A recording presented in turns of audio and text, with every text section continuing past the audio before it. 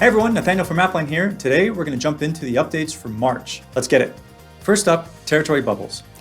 I can now control what appears in this bubble and in what order and what appears as the title up at the top, all similar to a pin layer. Pretty cool. Let's check it out. If I come over to a territory folder and come down to settings, I'll now see all the same options as I see when I go to the settings for a pin layer. You can play around with these and set up your map exactly how you want. Next up, we now have filtering by URL variable. So here in the filter UI, I can now, for the bottom option, come all the way over to the right and select URL. What this means is Mapline will use whatever values in the URL box up at the top to filter my map. This is more commonly used for embedded maps that are on websites or things like that, where you can update the URL variable and then have that subsequently filter your map. That is pretty cool. In addition to filters, we've also made an update to segments. Now when you click on the 3-bar menu for a segment, you can see that there's a view data option. This will pull up a list of all the locations that are part of that segment. Wow! Now we're going to move over to datasets. We've made some updates to our action columns. If I go into my action column here, you can see that I can now set the shape and the color of my action icon.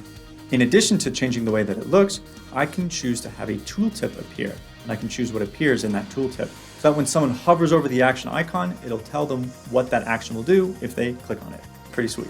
We've also made some routing updates.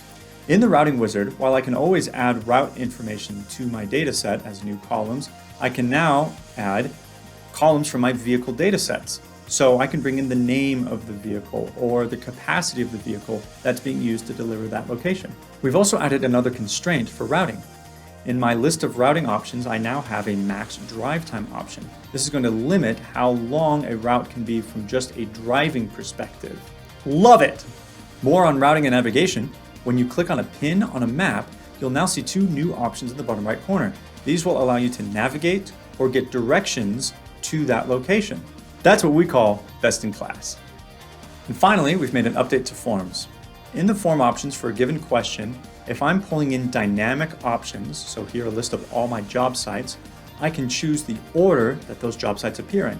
Maybe it's just alphabetical, largest to smallest, anything like that, and they will appear in that order in the dropdown for my text. Did you see that? That's amazing. If you have any questions about Mapline or you want to see any of these in action, don't hesitate to reach out. Otherwise, I'll see you next month.